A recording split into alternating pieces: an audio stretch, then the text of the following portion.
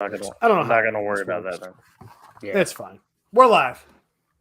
It is May 9th, 2022. We're late, but we're on time by our standards. By British time, tell us one thing that the British do better than anybody else: show up late to podcast. That's my vote.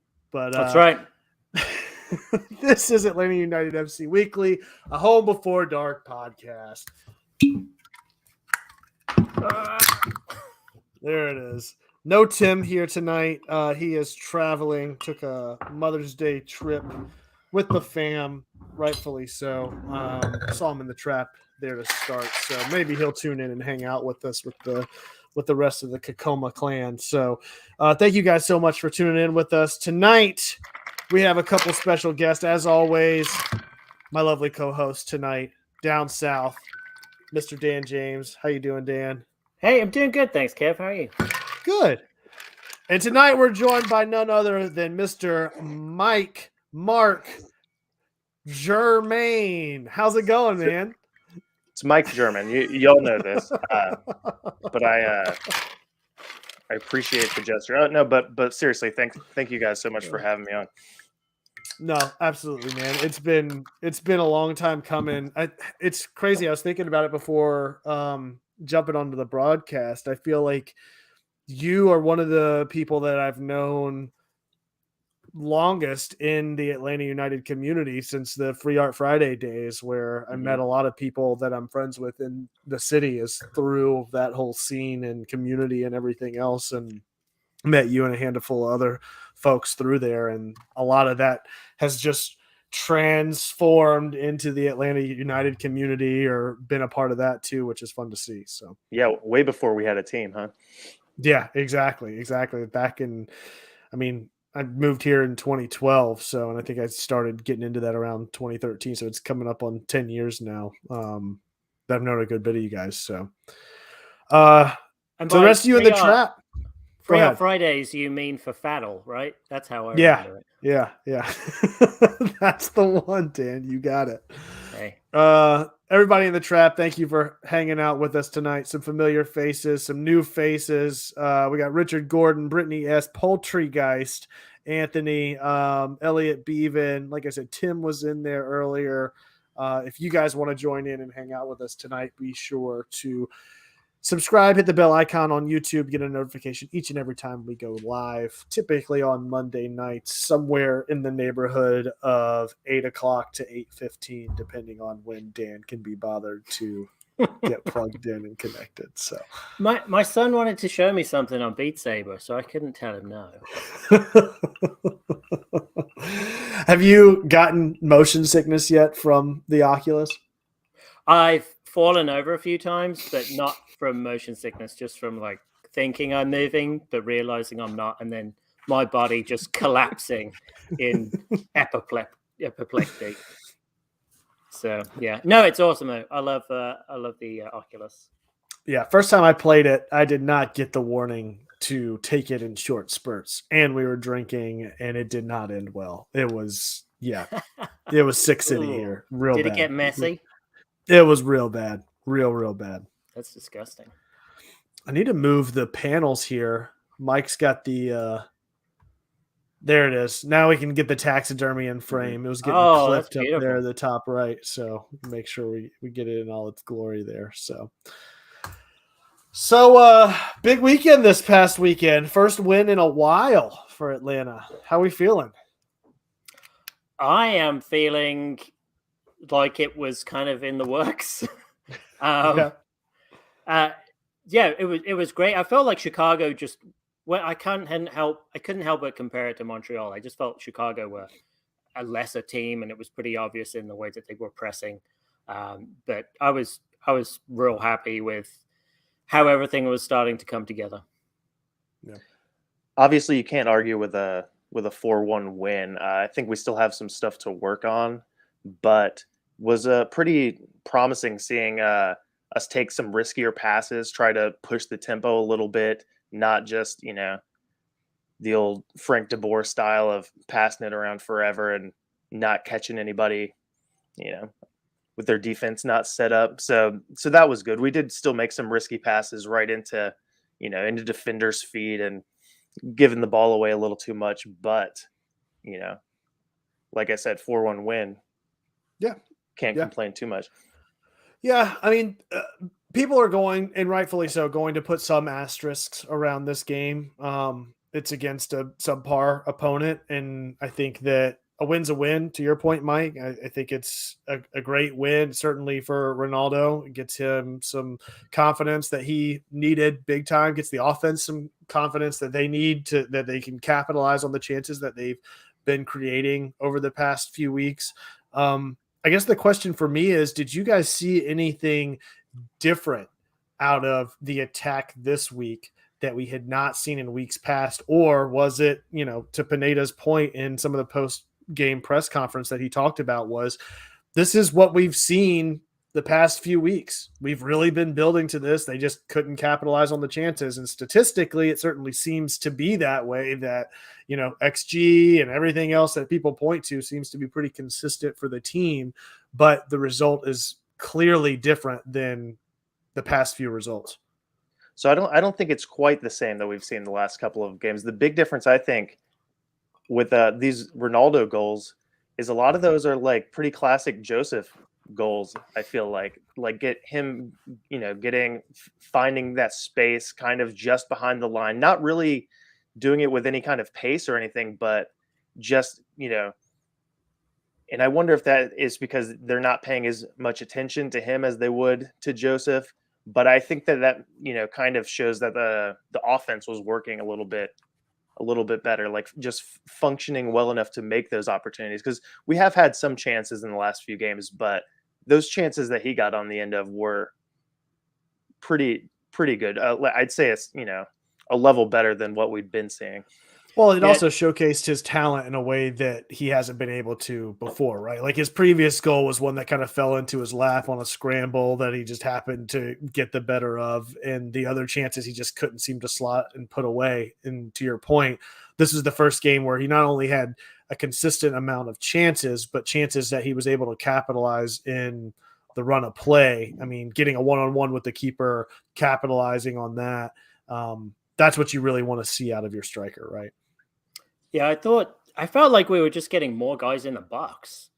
There was numerous times where we had like at least 3 guys in the box on some plays, so it was trying to pull the defense. I mean, there was one point in the match where we had 6 guys across their defensive line, which we haven't seen in the past few games. Mm-hmm. So that was helping to help pull their defense apart, make them a little bit confused.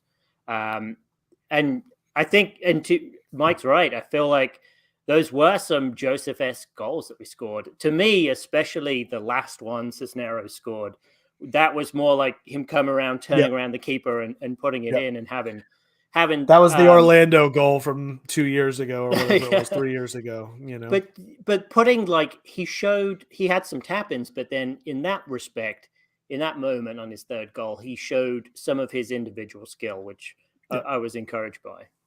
Absolutely. I think one of the reasons we were getting numbers in the box, so we had some of our center midfielders, I think it happened on the second goal and the fourth goal, playing a pass and then making a run past the other attackers into the box and receiving the ball back. I think Heinemann did it in the last goal, and I know Rosetta did it after that great takeaway by Ibarra. I think it was the second goal, maybe.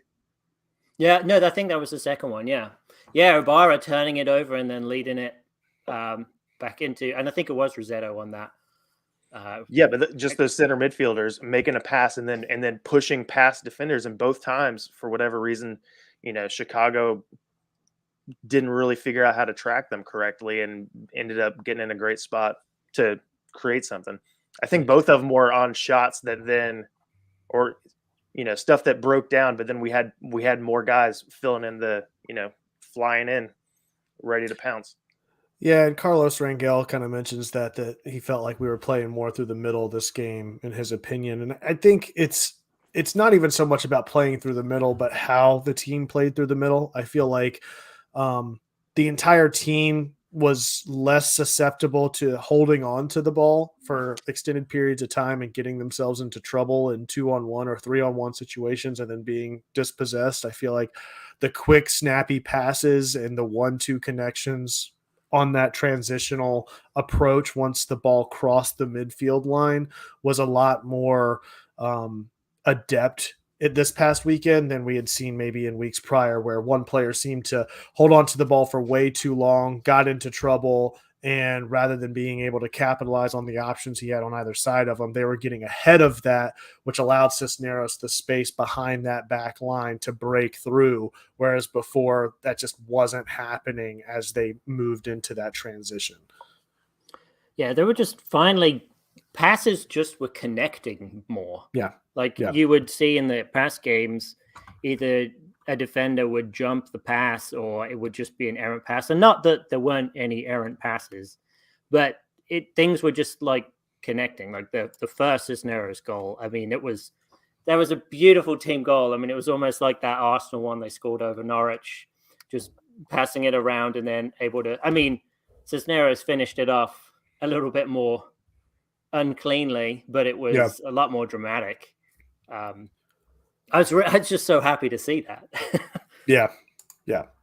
And I think that, and Carlos gives a follow-up about more pass and go and less dribbles. I think there was certainly the fair share of dribbles throughout the match, but it seemed less a liability in doing so than what it maybe did against Montreal specifically, where Moreno got the goal and then got himself into a lot of trouble that followed that, where he was just consistently seeming to get into trouble or take too much on his plate and not being able to do much with it after the fact. So, yeah, what did you think about that, Mike? Would you feel like we were more pass and go or less dribbles, or? Yeah, I mean, a little bit. The main thing that I noticed was that kind of the higher risk passes that were coming off a little bit more. Like there was still a few that, like we were saying, that sort of got a little too comfortable, played a few passes and just wanted to keep it moving and just ended up giving it away. But a lot of times they were really trying to push it into tight gaps, people finding a little bit of space, trying to sneak it in there. And, when those are coming off more, it opens up the defense. There was still a little bit of dribbling. There was a time I just rewatched the 15-minute highlight version, so I've got some fresh memories. But there was Ibarra had a pretty bad giveaway right on the outside of our own box that led to a shot. I thought he played pretty well overall, but there was still some. Araujo is to me still doesn't look great, but is looking better and better, and you can see that once he's going to be awesome at some point. What I love about him and Almada both are their resiliency when they are dispossessed. Is it's not like, oh, the ball gets stripped away from them, they just kind of give up on the play. I feel like consistently they're tracking back with this like intensity that they're dying to get the ball back and fighting tooth and nail to get it back and win it back. And both of them seem to be on the better end of that more times than not. Yeah, Almada was fantastic. There was one point where he got on the ball, picked it up like in our half, and then just dribbled it with speed towards I think it was like an Araujo turned it over and got it to Almada, and then he just picked it up. It was almost like he looked like Almiron in that moment, that he was going so fast, dribbling straight towards goal, and then put in a pretty speculative shot, which was pretty close. It hit the support netting at the back. Yeah, he had Gutman open on the left, but we've seen how he had a few options, has been finishing lately. So probably Almada's going to hit one of those at some point.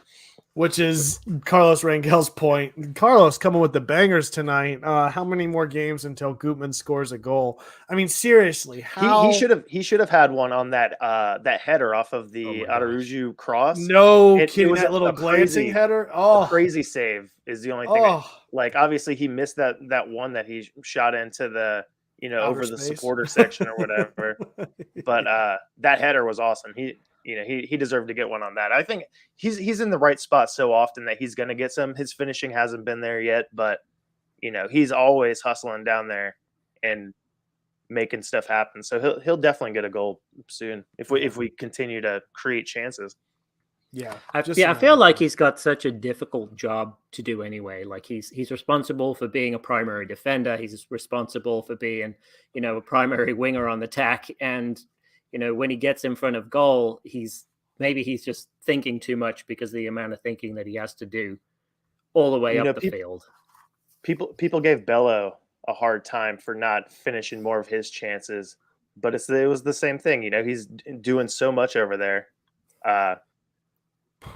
That said, I think that Gutman probably has 3 times as more chances inside the 18 in 10 games now this season than Bello had in 3 years. I mean, it's just ridiculous how often he seems to be right place, right time, and just a little bit short of capitalizing on it. So it's just a matter of time. It's a matter of time. He's going to keep being there, and the team seems to be revolving well around that, which I feel like is probably, I said it a couple weeks ago that I think Gutman's the best left back we've had. I think certainly now for sure that I can comfortably say that. And I think it's for all of those factors. I mean, I don't know of a left back that's consistently found himself in the opportunities to not only make plays defensively, but offensively that Gutman has just in 10 games. I mean, Garza had a half a season where he wasn't injured. He looked pretty good. True.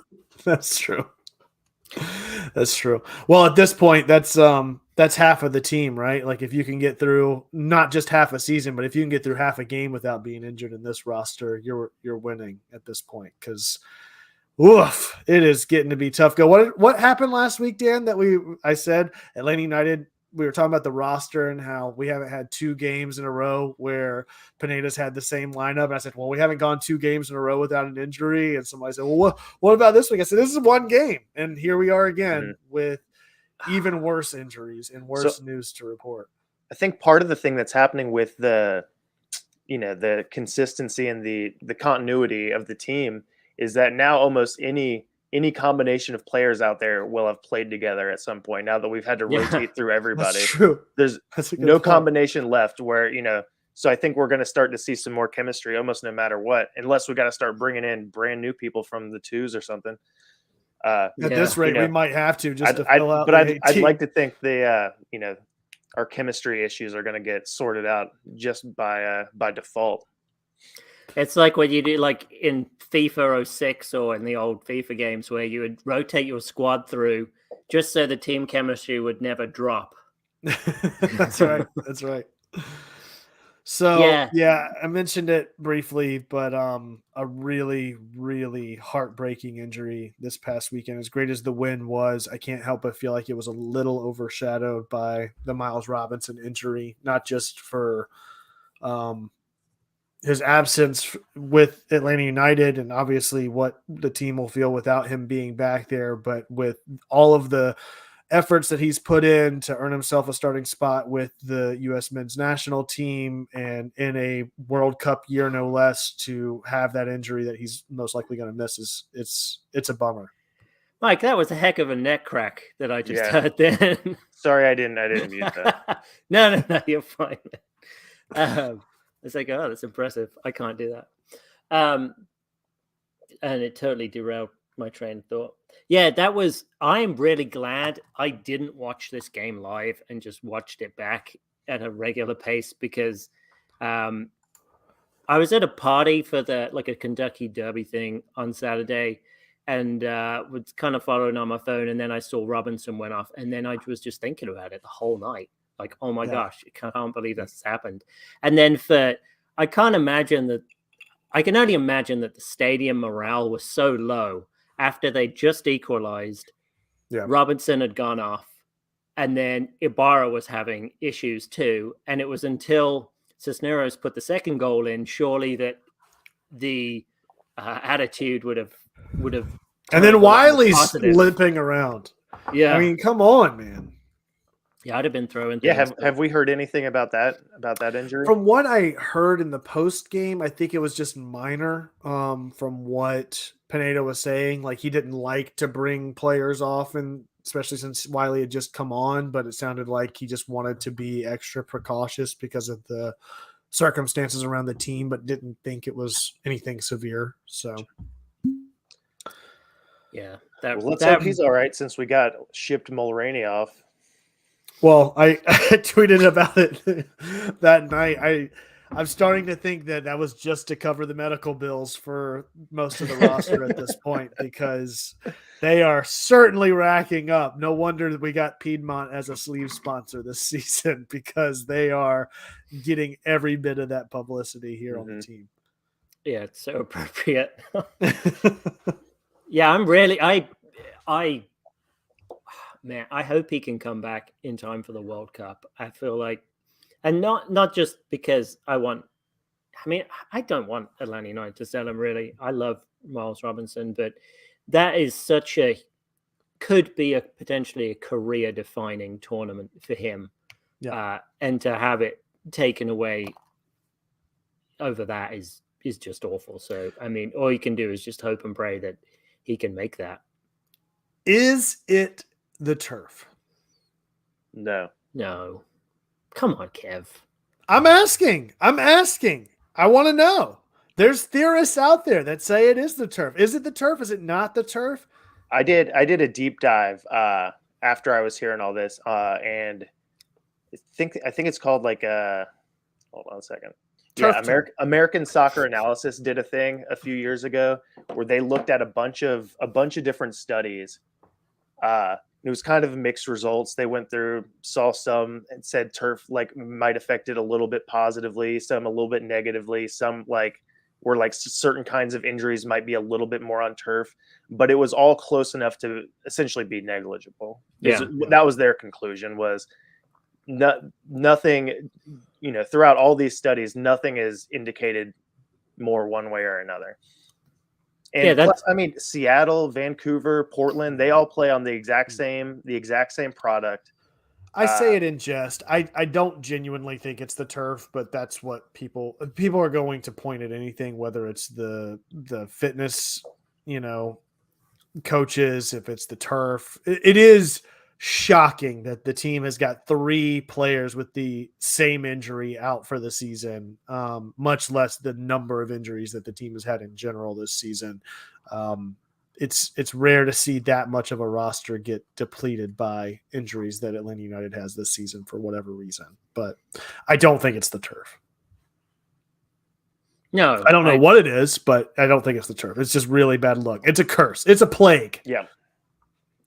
It's captain's armband, man. I'm telling you. I mean, that's what I said last week, but ugh. So, speaking of which, who do you think picks up the armband on Wednesday? I don't want to say. I don't want him to take it. Nobody. I think did I read somewhere that nobody put the armband on after Miles went off? That's what I heard on the full time report. That was a smart move. Just went back with him. Yeah, it was.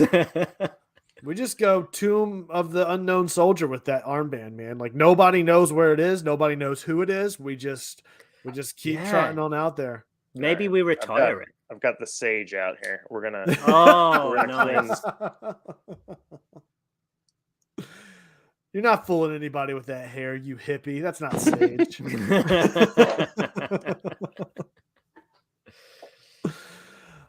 Yeah, I don't know, man. I don't know. Brittany, nobody gets the armband. Mills, man, hadn't seen you in a while. Christian Mills saying Brooks, he thinks, in his opinion, should get it. Or Elliot Beaven with the suggestion of Franco potentially getting it. I think I think Brooks is probably the person that has the longest tenure in the lineup at this point, right? Because he came in before Franco did. Yeah. So he seems like that kind of player too. Yeah. I would agree with that. I think Brooks, but then I was kind of just swirling around in my mind, like when DeJohn came on, he really helped solidify the defense and was communicating and directing the defense to shape up and had a great game. I was like, wouldn't it be weird if he got the armband because he's 31? It kind of makes sense on paper, but then you see his appearance numbers and it's like, well, maybe not, but Maybe Well, he's his appearance the numbers are about to go up because he's going to have a starting position going into this week. well, maybe he's the savvy veteran that we lost in Ozzy Alonso. Yeah. I feel like Sosa or Heineman are possibilities, but neither of them are back starting yet either. So No. So, and then my second thought was, why am I only thinking about people who have English as a first language being captain? So I was trying to check myself. So because yes, Sosa, I mean, he's learning English. Not that that's a pre-qualifier to be a captain, but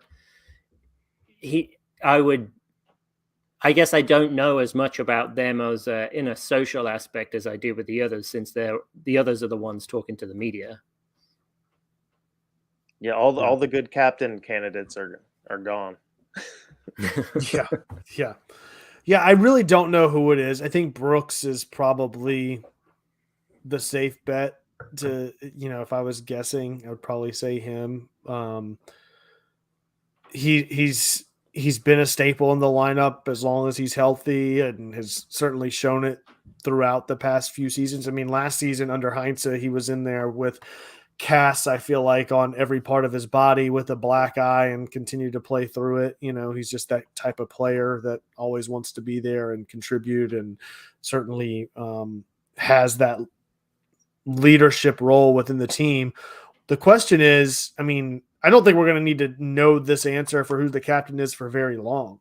I mean, I think that Joseph is now 3 weeks away from what we had been told originally of that 6-week time frame. So, it's not going to be too much longer before we at least get Joseph back in the lineup, we would think. I don't think, I know that Guzan's out now for the season. You would expect, with Miles supposedly having the same surgery today, he's going to be out for the season as well. But I don't know what this team does now. Last week we're sitting here saying, to hell with getting a keeper. We need somebody as a strike to back up front for Joseph Martinez. And then out of nowhere, here comes Cisneros really cementing himself. And then you've got Miles Robinson going out on the back line, and Bobby Shuttleworth, who, I don't know about you guys, I still feel really uneasy about on the back line. Yeah, I think he's done all right. He's done all right, but he's not been, I mean, he's not been a starting keeper, in my opinion. He's the few times he's gotten tested, he's come up short, in my opinion. Should have kept Can. Yeah, I'm not super high on Shuttleworth either. So I didn't realize that Solnina, in the Chicago goalkeeper, is only 17. Yeah. And he beat out Bobby Shuttleworth for the starting job. Oh, I didn't realize that. In Chicago. I didn't realize he was 17. Yeah. So we got Chicago's backup in goal. But I guess he's serviceable. Maybe he just hasn't cemented himself in our hearts. Plus, from the emotional standpoint, you've got the stash on the bench. So that's true. Rationale be damned. Put him on, Yeah. Another interesting question from Carlos, man. Really racking him up tonight. Even with 4 season-ending injuries, I think we can still make the playoffs. What do you guys think? Right now, Atlanta's currently sitting in 7th in the East, just above the playoff line. Where do you think the season's headed? Atlanta making the playoffs, or will they fall short? I think we'll make the playoffs. We got a lot of points off of some pretty mediocre performances early on that I think, those are the kind of wins and stuff you need to get your point total up. But and then we lost a couple where we, looked okay. Like we could have won with some better finishing, some better luck, a little bit, crisper attack. I think, judging by this game, I think if we keep moving forward, we're going to get some more wins. Hopefully, defense doesn't totally fall apart without Miles, but I think we'll make the playoffs. Sort of, so many teams make the playoffs, or probably finish 5th or 6th, in my opinion. I mean, look at Cincinnati sitting up there, sitting high up in 5th right now. in the East. I mean, who saw that coming? Not me. Not me. Yeah, the couple of teams below the playoff line right now, Charlotte, Columbus, DC, it's as it has been in years past, and obviously we're only 10, 11 games into the season, but about a third of the way through the season at this point. Pretty close race in the middle of the table between 5th and 10th, only being a 1-game difference essentially separating those teams. So it'll be interesting to see what happens. I agree. I think that certainly getting Joseph back will help. I think the front office will make some moves in the summer transfer window and maybe bring in another backup center back. I think that is probably the biggest focus for the team right now, because I don't know. I mean, what do you think, Dan? Do you think it's going to be? My thought is that it's probably going to be Campbell and Franco whenever Campbell's healthy, or do you think that you go with the more veteran stewardship of DeJohn back there with Franco, like what we saw at the end of the game?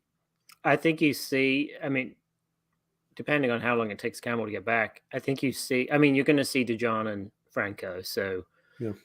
You see how that pairing goes, and then maybe you have another lineup conundrum, or DeJohn and Franco have shut every game out that they've played together. So, how do we rotate Campbell in? And if we get further into the Open Cup, then maybe that becomes an easier decision to make. The other thing is, I mean, Noah Cobb's been signed on an emergency loan once. Whether they do it again, and then I think they have a maximum of 4 emergency loans per player. Mm-hmm. And then do you bring him in rather than going out and signing a center back? And Walks was completely sold now, right? He's no longer. He was through the expansion draft. They picked. That's what it was. Yeah, that's right. So they took that. Then they take everything. There's another guy with the twos. I forget his name right now, but he is basically on loan from the first team. And they were saying once the next window opens up, we can recall that loan and have him back. I'm assuming we'll free up yeah. more space with what is inevitably a Miles Robinson season-ending list report if he's going through that operation and everything that we heard. So we've at least got 2 more roster spots that'll free up with both him and Guzan being out for the season. So. Okay, so Mike, to your point on Bryce Washington, so as he's on loan, it wouldn't make sense to make him an emergency signing, would he? I think you still could up until I'm not sure when that window opens, but you could do that. Like you get like a certain number of those, and you can sign them up for like on a game by game basis. Isn't that how it works? It's like a few days, I think. Interesting. But I don't really know anything about these guys at the twos. No, I don't. I'm not that hardcore. No, me neither. That's for the Jason Longshores of the world. I can't. I was listening to I think Five Stripe Final earlier, and they were talking about Sosa being a possible option at center back. And I know he played a lot in the middle of a 3-back, and I feel like that's kind of his. I don't know how he would do as one of 2 guys back there. He might do all right. Obviously, he'd be able to play the ball out of the back pretty well. I think he'd be maybe serviceable, but I don't think that's ideal. No, especially whenever you have you've got 3 back there. The question is that enough? I don't know. Yeah. The way this season with this exactly. I feel okay about our midfield depth with knowing that Josetu and Ibarra seem to be doing okay right now, and that seems to be the trajectory that Pineda's going in as far as starting lineup, and that you've got Heinemann and Sosa on rotation there. I could easily see Sosa really taking that spot from Ibarra based on what we've seen out of him in the past. I think that having him there maybe helps back up your center backs a little bit more to make up for that lack of depth at that position. However, your center back position, I think, is probably your weakest right now, aside from your left back especially. But at the same time, you've got Wiley. You're assuming he's not going to be too hurt. I know that Mikey Ambrose is sitting there somewhere on the bench or on the twos somewhere. Striker, you've got Cisneros really stepping out of his shell, and everywhere up past that center mid seems to be pretty stocked and loaded. So I think you've got to go for center back and maybe a keeper in the transfer window personally. Yeah, I think they'll part of me thinks they're going to bring in another winger or something. I'm not. Well, what about Chol? Is he coming back ever? Remember that guy? He should be. Yep. Yeah. I guess it just depends on what the options are, because if you can find a way to upgrade, you want to have, because what do we have? 3 spots on our roster open right now. In the summer, if you want to upgrade, like I would imagine, if Harpy comes in, I imagine he's an upgrade over someone like a Chol or who else? I guess it's just Chol. Our winger depth is getting thinner now. Yeah. What do you guys think about Hoppy? And Tyler Wolf, I guess, right? It'd be Chol, Wolf. So I don't really know much about Hoppy outside of the Gold Cup. Like,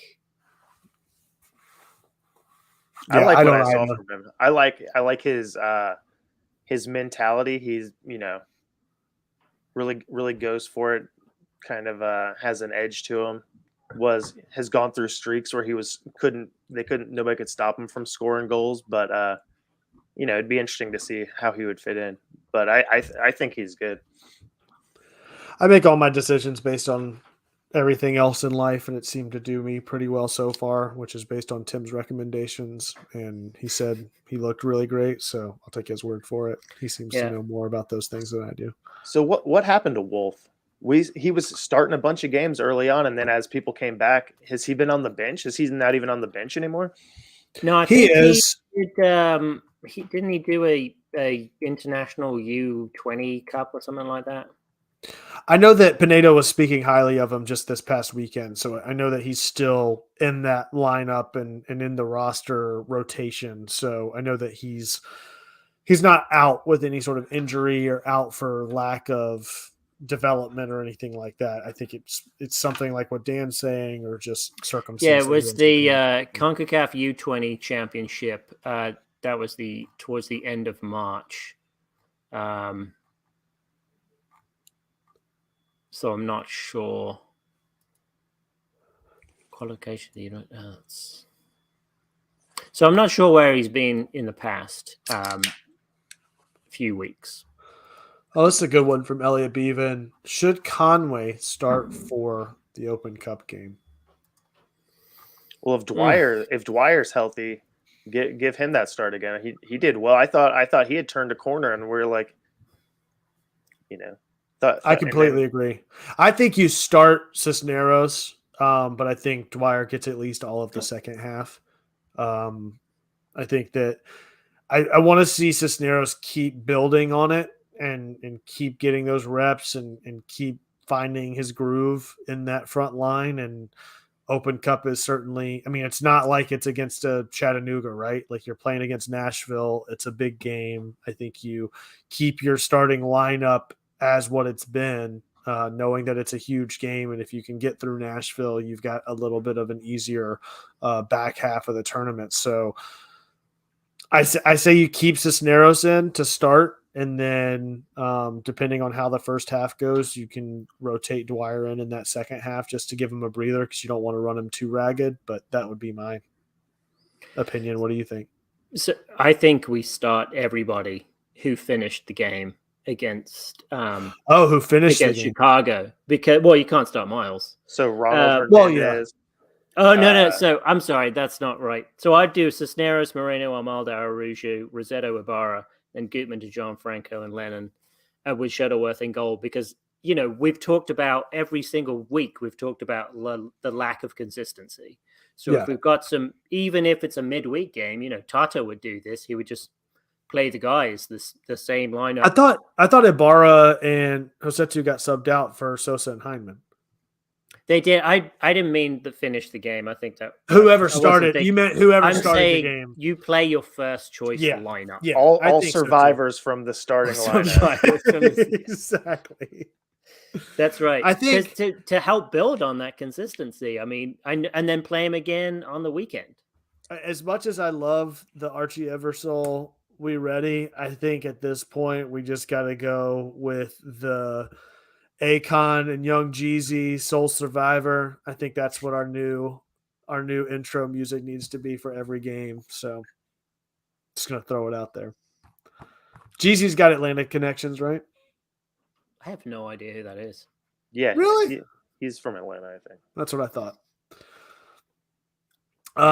Yeah, I think that I agree, Dan. I think you just go with your starting lineup that you had. Keep building that consistency, keep building those reps, particularly for players. Like I said, Cisneros, you really want him to keep going down the path that he's starting to get comfortable in my opinion. So because the other thing we don't know is like, so this is Nashville's first ever Open Cup game.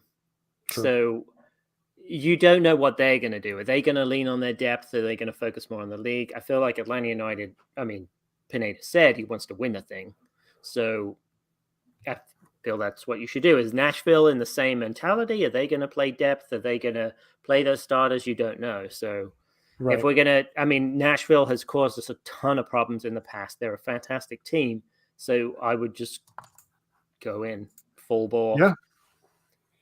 Yeah, just do what's working right now. And I think that the rest of things will follow, you know. You don't want to go in there and sort of get your locker room into this headspace of that the Chicago game was a fluke, right? Like you want to put yourself in the best position to repeat that performance against arguably a better opponent that you can springboard off of during regular season play. And I think that the only way you can do that is by putting your best lineup out there to start with. So we'll see though. Yeah, Elliot mentioned Wiley's injury. I don't know. I don't think that it's severe. I don't know how severe it is. I have not seen an update there. Matt Wisniewski saying he really hopes that we push for Open Cup. It's the easiest path to CCL. That's another thing we didn't talk about last week. We joked about it that there hasn't been an MLS team to actually win CCL, and then Seattle goes out and does the unthinkable and wins it last week. So pretty awesome to see that.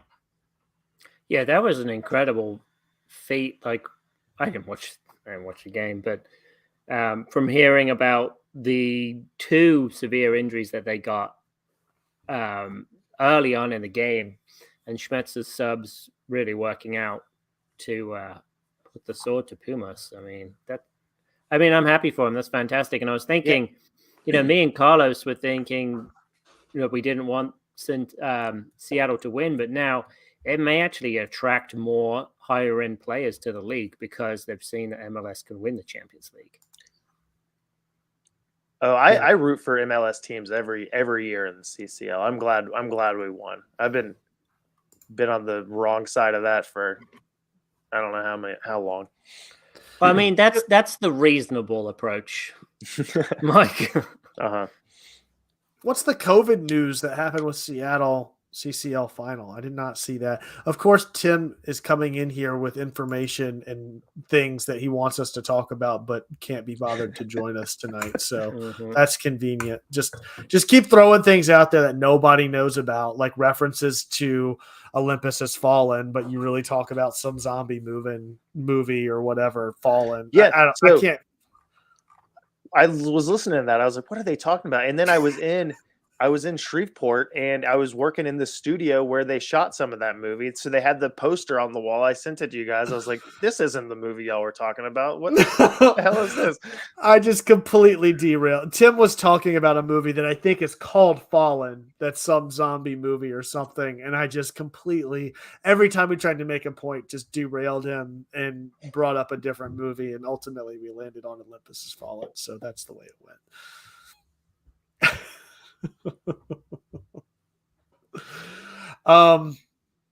All right. So who we got? So we got Nashville Wednesday, right? Isn't that match Wednesday night? It is Wednesday night. In Nashville. Oh, sorry, it's a demon movie. It's like Devil from M. Night Shyamalan. That's what I remember talking about. So, so yeah, we've got the Dan. Do you have a healthy load for us tonight? Are you ready to preview Nashville and? Is it New England? Is it New England this weekend? I don't know. Yeah, I think it is. All right, hold on. Let's get it ready. Oh, here we go. 2 games in 1 weekend. That's not so much. Not for me. He thrives in adversity. He demands additional weight because he can always carry a heavy load. Can you? Get ready. Here it comes. Oh, I don't have anything. Really? Nothing. Yeah, no. I just wanted to hear your intro. It's really good. So next week when I have something, it's going to be awesome. Come on. I mean, I know I just got busy with stuff. I promise this usually doesn't happen. Yeah. What's the first time it's ever happened? All right, so we have no information, which is basically what I'm working off of every week. We make a prediction. I will say, I think Tim was one of the only people, I believe he did call a Cisneros hat trick against Chicago this past week. I believe he said that. But I can't remember, and I don't. I think he did. I think he did. So, like I said, these score predictions are always a shoot in the bucket. If you were to guess, though, for Nashville, what way do you see that game going? And then we'll lead on to the New England matchup this weekend. Are you talking to me or to Mike? Whoever wants to talk. I can start. I know all the stereotypes about Nashville. They defend well, try to attack on the counter. I think it's going to be, that doesn't really line up well for us where, it's hard for us to play against teams that stay back and counterattack. I think we'll get lucky, pull out a goal 1-1. And then what happens in this if it's tied? Is it like somebody has to go to overtime and then PKs? Goes to overtime. Yeah. No goals in overtime. Because didn't we go to PKs against like Charleston Battery a couple of years ago or something stupid like that? Maybe. Anyway, I think it goes to PKs. That's my prediction. That's hard. Atlanta wins it in PKs because Shuttleworth comes up big. Wow, I'd love to see it. Maybe it's not even Shuttleworth. Maybe it's Rocco. Oh wow. Wasn't that Rocco comes up big and cements himself? That was Champions League. Okay, but he's built for tournaments, right? Is that what we learned? That's it. Right. Yeah. Rocco comes up with a save in PKs and cements himself as Atlanta United starting keeper going into the weekend's matchup. That's what. And then we never play him again until the playoffs, and then goes on and wins it all. Yeah. I hope says we've never been into PKs in U.S. Open. But we did go into extra time against somebody that was not great. It might have been Charleston Battery or somebody. I know that we definitely went into extra time, and I can't remember who it was. And it was like 2 years. It was pre-COVID, obviously, because that was the last time we played it. But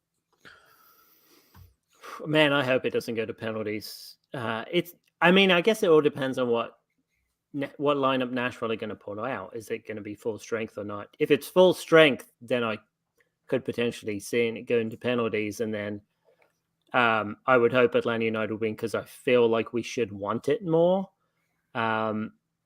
depending on what Nashville wants. So I'm going to say if we go full strength, which I think we should, I'm going to say we win it 2-1. Brittany S says the same. 2-1 Atlanta. Elliot Beaven. 4-0 Why did she Atlanta. capitalize the L? She's done capital A, lowercase t, capital L. Come on, Brittany. Or is she saying Nashville wins? Oh yeah, it's like the AT takes the L kind of Yeah. deal, like she's saying Nashville wins. I got it. 2-1 Atlanta for Brittany S. 4-0 Atlanta from Elliot Bevan. Yes, it was extra time in 2019 against Battery. He confirmed. I will say that I'm still unconvinced of Atlanta's run of form. And while I think that Atlanta picks up a win this weekend at home against New England, I think that their U.S. Open Cup hopes are dashed this week by Nashville. They've seemed to consistently play us well. I don't think that we're at our best right now. I think that Nashville wins that 2-0. That's going to be my call for Wednesday. I don't think that works, Mills. 1-1 draw, nobody advances. Matt Wisniewski seems to be kind of thinking the same. 1-0 Nashville. Ingest 100, 3-2 to the good guys.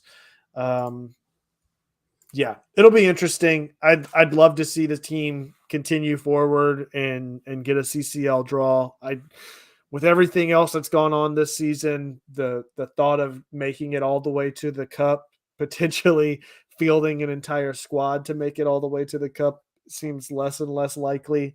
But winning an Open Cup would be great, and going on another run and maintaining the trophy back-to-back tournaments would be awesome. But I don't know. I just don't know. I don't think that Chicago was the best barometer for where this team is at right now.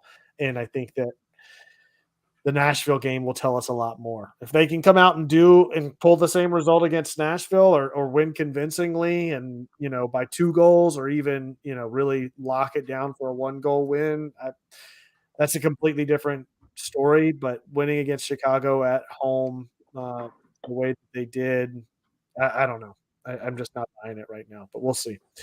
Well, I hope that you're wrong, Kev. It is a Wednesday night, and it's not a long travel for Atlanta. And I don't know, who did Nashville just play? I meant to look at that. What? They played Real Salt Lake and beat them 2-0 at home. So this will be their 3rd home game. Right. The 2nd in their new stadium. So this is what worries me is if you look at Real Salt Lake and their recent match, let me do Dan's homework for him again.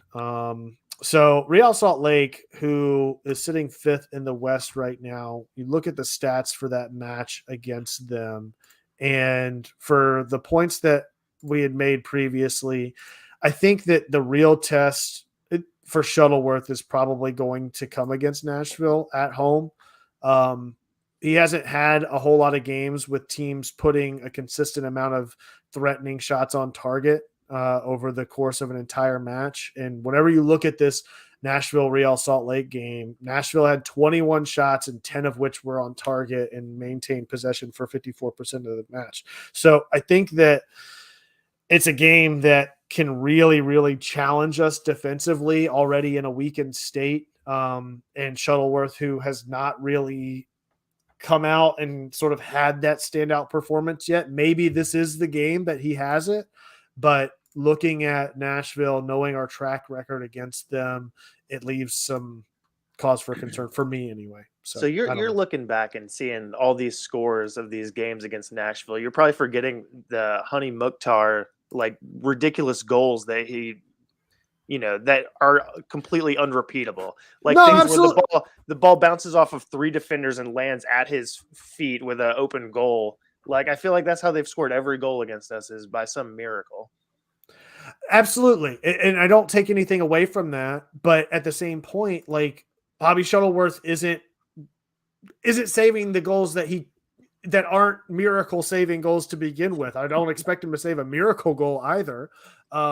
You know what I mean? Like, that's where I feel like there's just too many question marks around the back line and around our keeper right now to say that, yeah, I know that we've got the best guy back there, hands down, and nothing gives me cause for concern about that. Because looking back through recent matches, Atlanta United's not fielded a team that's had more than 5 shots on goal in weeks. I mean, Miami had 2 shots on target.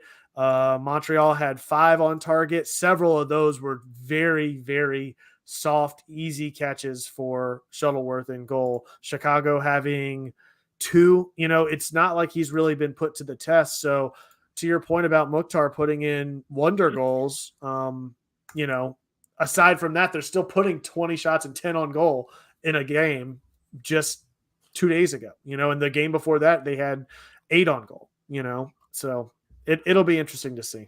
I was drawing a lot of conclusions based on one goal I could remember. That's what this show's all about. You just take a stance based on one thing and you dig your heels in and fight tooth and nail for it. But listen, here's something important. We all agree Almeida is better than Barco, right? Oh yes. Do we like him better? It's more enjoyable to watch him play. Yeah. Or is that all right? He's a lot more direct, I find. I feel like he's linking up plays, making more of the dangerous passes. He in his first couple of games, I was a little concerned because he wasn't, really doing anything. He wasn't taking anybody on, wasn't making any, dangerous passes, was just kind of doing all the simple things and, just playing fine. But these last few games, man, every game he's looking better and better. I feel like he could even move him back in the midfield if we needed to, play him out at 8. I feel like he'd be fine there. He's so comfortable on the ball. I don't know. I think he's been good. I'm just so happy to not be frustrated by Barco anymore. Well, Almeida made a play. I think it was Lennon was like stuck in on the sideline in our like defensive third, and Almeida just ran from the center circle, made a beeline to him, just took the ball away from the defender, from the Chicago Fire guy, and just moved it on. I mean, it was like oh, for fuck's sake, I'm tired of this Brooks Lennon holding up the ball. Let's just go tackle the guy who's challenging him, and let's just go. I mean, he's 19, so he's so close to just ripping one of these goals apart. He's gonna get. I mean, that's the one thing I was going to say about Barco. Give him credit for having some ridiculous, spectacular plays in his day. He would hit some shots that were just unreal. I'm hoping some of those start showing up for Almeida. Because he's going for it. He's going for it, and it's not like the Pity Martinez that's consistently going for it, and it's wildly off target every single time. He had a couple ones too, but he had a couple, but Almada is consistently, within a couple inches to a foot outside of goal. It seems like he's consistently on target. He's taking those chances and making them count. And I think it's just a matter of time before him and Gutman both are really getting on the better end of both of those chances. If they keep getting in position and keep taking them, one of them's going to drop eventually. So one of my thoughts that you'll, again, probably just take out of context and run with it, Kevin, is, I think Almada has the potential to be better than Almiron. Now, whether he does that in a 2-year span or it takes him longer, he may even be transferred out before that even happens. But to me, there's a lot of hallmarks there that he could be an incredibly special player for this team. Wow. Big words. We'll see. Big words. Oh, yeah. Big words. No, I agree that he definitely looks like he's got some potential. I would say the thing about Almiron is his top speed was, he would just get going and nobody could get close to him. And I don't think we've ever had another player with that kind of speed. Even Tito, it was like, took him a minute to get up to speed and would just keep on going right past the end line sometimes. Yeah. But yeah. I think that there was one play against Chicago that he looked like Elmore. He looked every bit as fast as him on the ball. So we'll see. It's one play. So See what happens. All right. Turning our attention to the New England match this weekend. What's everyone's thoughts about that game? I hate New England. Fair enough. Every now and then I'll just put on the 7-0 thrashing that we gave them. Yeah. That was, I mean, it's so good. Like Yamil Assad crashing in number 6 and just celebrating like it's the first goal. Was that the game with Joseph setting the hat trick record? With the it was, which we did not talk about that, which now Ronaldo Cisneros is in the Atlanta United history books with the fastest hat trick. No. I think that Joseph one was faster, right? Isn't that? Well, it's two. Ronaldo it's two separate things. Like it's the fastest from the kickoff whistle, but it's the fast, and then Joseph's is the fastest within the shortest amount of time. Right. So it's. Gotcha. I feel like it's two separate things. It is. It certainly is. You're both right. Well. But yes, that I agree. If we could get another one of those 7-0s, that would be great. And I really think that the New England game on paper seems to be the matchup of the two this week that has the possibility of going the way of what the Chicago match ultimately did and be a game where Atlanta could really run up the score a little bit and have, 3, maybe 4 goals that they are able to put away. What are you guys thinking? Matt Turner's back, right? Has he come back? I am not sure about that. I think he's back, which is not good news for us. Yeah, he played against Columbus. But I mean, he's the reason that they were so. I don't think they were even good last year when they set the record for points, right? I don't think they were good. I think Matt Turner drugged them to a record by just saving goals. Well, that's what what's his face for Charlotte seems to be doing so far this season. Yeah, and I don't think they've upgraded their squad much. No, they lost people. They lost Buchanan. They lost Buchanan. Yeah, I mean they've still got Brandon Bye. Held on to their strikers, yeah. And yeah, they held on to Carlos Heel. Busquets still there. I guess they signed Altidore. Hopefully he doesn't have much left. But yeah, I was really surprised actually about the drop off between the two seasons. I thought New England would be the only difference is Matt Turner hasn't been playing. Mm-hmm. Unless we think Tejan Buchanan was that good. Yeah. I mean, yeah. So I'm trying to look on there at the scores. So what do you guys think for score predictions? 3-1. Okay. In just one to Atlanta. 3-1 Atlanta with there you go. Gutman is going to score. Heineman's going to score, and Franco. Sure. I like it. We haven't had like a center back score off a header. Like off a corner. I feel like have we done anything off of corners? We had that one. Just get scored on. Just get scored. Yeah. So I've realized that each match, I think every match I've seen now, there is a oh shit moment from Franco. Yep. There was this one on Saturday. He's definitely looked better since those first few games where he was so rocky. Hopefully he gets back up to where he was at the end of last season because he looked really good. Yeah. Yeah, I don't know how good DeJohn's Spanish is or Franco's English is. But they need to start getting drinks at the bar or something together. Exactly. In just 100, 4-2 Atlanta, Elliot Bevan, 5-0 Atlanta. Whoa. Brittany S, 2-2 draw. What was yours, Dan? I didn't give one for New England. So we're at home, so that's... I'll go with 2-0. I will say 2-1 Atlanta. And I agree, Mike. I think it is going to be... I think Gutman gets a brace. Oh. Gutman brace at home. That's a bold guess. Gutman brace.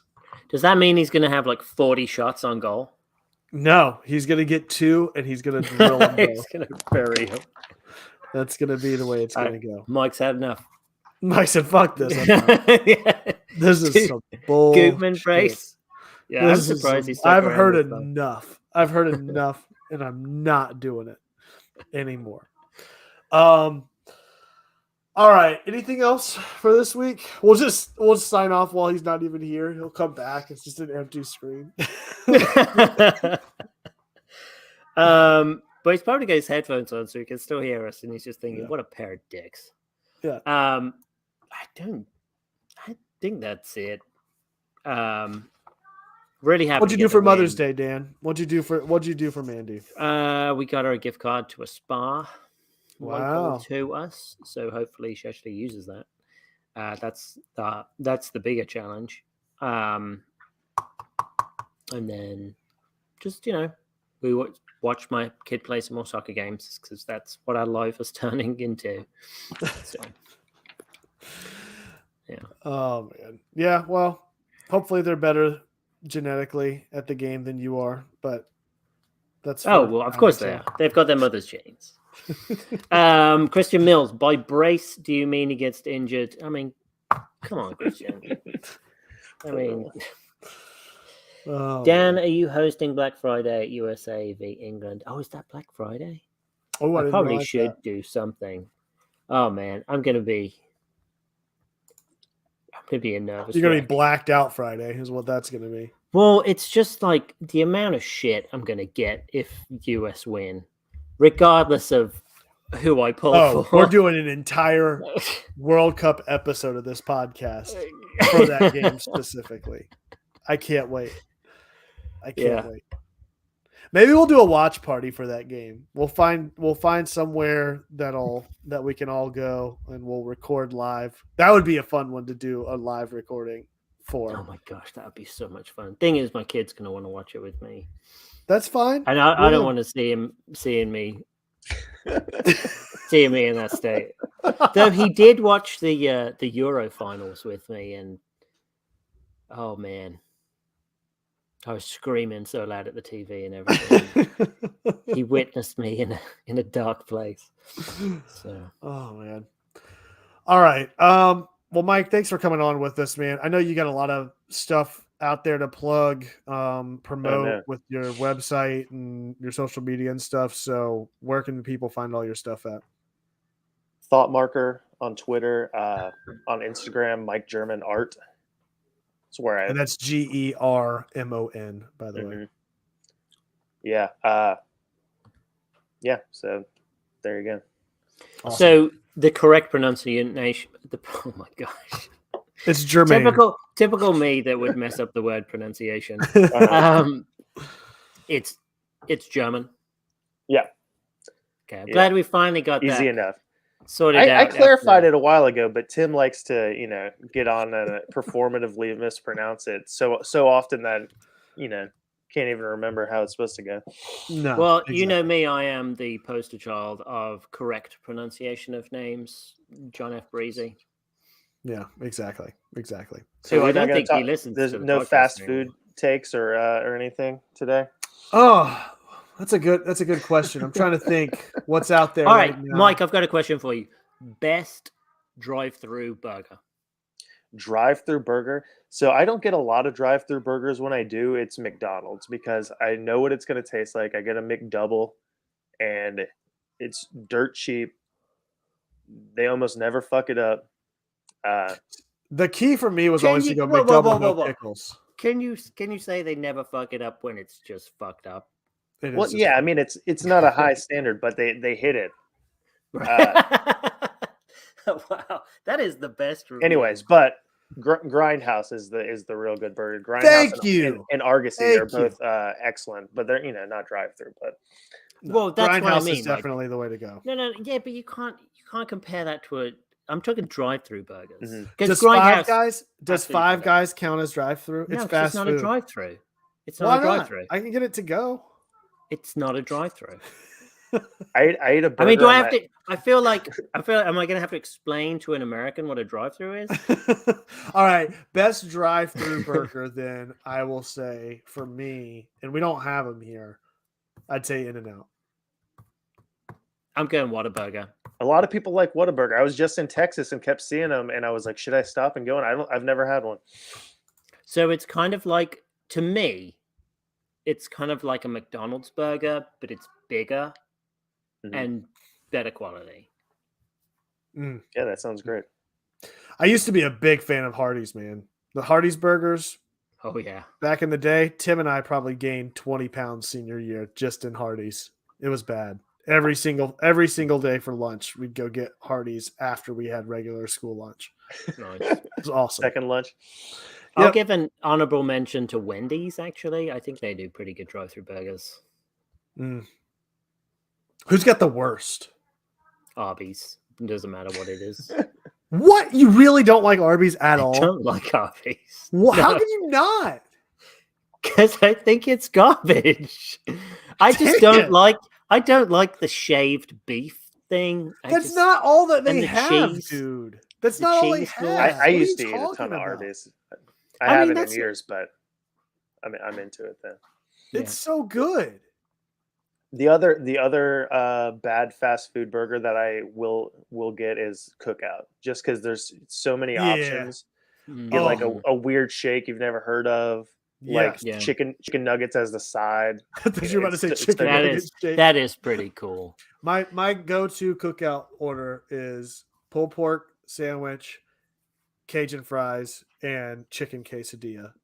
That's the way to go. Chicken quesadilla for a side. That's top notch. Corn dog as a side. Yeah. Oh my god. Totally unhinged. Oh yeah. I will. I can't believe Dan. I don't like the shaved rope. That's like being like, I don't like McDonald's because of the Filet-O-Fish. Like, it's one thing, dude. Yeah, it's one fucking thing. That's fine. I don't know. I ate a burger my last day in Texas where the patty was like twice the size of the bun, like the diameter. I don't see a problem. It was I like a thin patty, so you but just I was got like, a what hamburger steak with this? a side of bread. So you ate it like this? I kept moving the bun around to try to get a bite of bun with it. Yeah, I think that's when I realized that where I grew up had a real obesity problem. Was when I got to an age where I was like, oh, have you ever had hamburger steak? And nobody knew what I meant. And it was just this Five and Dine place where I grew up. They made hamburger steaks, which was just grilled hamburger meat that you just get with grilled onions and cheese. It's basically a burger without the bun. It's like, oh, I get it now. I'm just eating a half pound of ground beef, like 85-25 beef, 90-10 beef with cheese and onions and beans on the side. Like, no wonder I'm pre-diabetic and 14 years old. Yeah, but you put the cheese on there. I mean, that's where it is, man. It's awesome. So I'm all about, I think American cheese is the best cheese to put on a burger. You really? And I'm a foodie. I love all sorts of shit, but that's gonna give me a burger, put a shit ton of American cheese. That's where American cheese thrives, is melted on something like that. No, it's also really good injected into hot dogs. The cheese-filled hot dogs, or those cheese-filled ham slices that cut like the Oscar Mayer squares that have those little square chicken pox all over it. What? You've never seen the cheese-filled ham? And the Oscar Mayer slices? Come on, man. Yeah, I like that. And then the recipe where you put spaghetti through pieces of hot dog and then cook it. So the spaghetti is like falling out of the hot dog. It's disgusting. What? Hold on. I know. No, it's amazing. One day I'm going to do it as a potluck item. Where's Tim when I need him? Hold on. How do I do this? Is this working? Are you finding the spaghetti hot dogs? Yeah. No. Because if you need to find spaghetti hot dogs if you've never seen them. Whoa! Oh God! This is what you need right here, man. It's the ham and cheese loaf. Oh no! Look, it's got cheese in the ham, Mike. It's got cheese. It's just like little bits, like it's got little bits of it in there. All right. Yeah, that's I think that's cancer. I think That that's is. what that is. Look, I love how the meat doesn't have any marbling to it. It's just like a No. monolithic color. Oh yeah. Oh yeah. Comes out that's like that. Comes beautiful. off the pig just like that. All right. Well, before we go, I have another maybe controversial take. I think Chick-fil-A chicken biscuits are garbage. I the think spicy chicken I biscuit was disagree. the best. if you take the chicken from a Chick-fil-A biscuit and then put it in a Bojangles biscuit, then you have perfection. But as why it would is you by itself, why would you not do just a because Cajun filet biscuit from Bojangles? You fool. I don't think the chicken is that good from What? Bojangles. It's dry. No. Yep. No. Also, I will partly agree with you on the Chick-fil-A side of things only because spicy chicken biscuit was top tier. Do they have those again? No, they're all out. They stopped selling. What- Whenever I found out I was actually going to get breakfast at Chick-fil-A, I walked inside because the drive-thru was too long. I walked inside, looked another person in their eyes, ordered a spicy chicken biscuit. They said, "Nope, we don't sell those anymore." And I said, "Forget it." And I walked out and didn't order a fucking thing. So, what do you guys think of this? Chick-fil-A chicken nuggets make a little sandwich out of like a Krispy Kreme donut hole with the Chick-fil-A nugget. That's what I want to do. Woof. Yeah. That's You my can have dream. to be like hot lamp Krispy Kreme donut holes. I don't know. Wait, Man, I'm I thinking just feel like you cut it in half. You've got to be and then, real like- careful with the cut in Mhm. the donut hole because Yeah. it can collapse. But that oh my gosh, I'm gonna have to do that. And So- I'm diabetic, and I'll have to do So that. Mills says the spicy chicken biscuit is back. It says in I select heard a cities. rumor that it was coming back. It says select cities. I'm not getting my hopes up until this has been reported on. I'm not. You would I think refuse. that Atlanta would be one of those selections. You would think, Sure. but I'm not. No, I'm not falling for this. Somebody needs to let me know first. I refuse to be the guinea pig. Oh man. Fantastic. Well, I think everyone else has left anyway. Oh no, Carlos is back. I think we've satisfied everyone's hunger for. Everybody left to go to fucking cookout. Yeah. This is what happened. Oh man. All right, Mike, thanks again for hopping on with us. Yeah, It was thanks, a Mike. blast. Definitely have Thank you you, back on man. again soon. Glad it worked out. Glad to actually be here while you guys are shooting, or while you're recording this time. I usually listen the next day and have all kinds of comments. Yeah, see, you're not as frustrated when Just so pissed it's off. a lot. It's a lot harder to be frustrated when you're engaged with it. But now, listen, you'll go back and listen tomorrow, and you'll be pissed at yourself. You're gonna be pissing yourself like, what a fucking idiot! It's just the I way it don't goes. even What was he believe talking that. about? I don't even Mhm. agree with myself. Who is this talking? It's people think Yeah. it's easy, but it's No. not I harder than will. it I looks. will not listen to myself talk. So I'll never hear this. All right. Thank you, the rest of you, for tuning in with us. You can find us all collectively on Twitter at Home Before Dark. That's before spelled B and the number 4. I'm not even worried about the other platforms at this point because it's a waste of time. What's not a waste of time, however, being sure to like and subscribe, leave a rating or a review on iTunes to hear it read aloud on the show. And be sure to hit that bell icon on YouTube to get a notification each and every time we go live to join the lovely people in the trap like all of you have tonight. So thank you so much. We love the hell out of you, and we'll see you next time. As always, be home before dark. You can follow me at DNJMS. Nobody cares. Fucking hell, Kevin. I mean, I've got a lot of bots following me now, so I'm about ready to monetize it.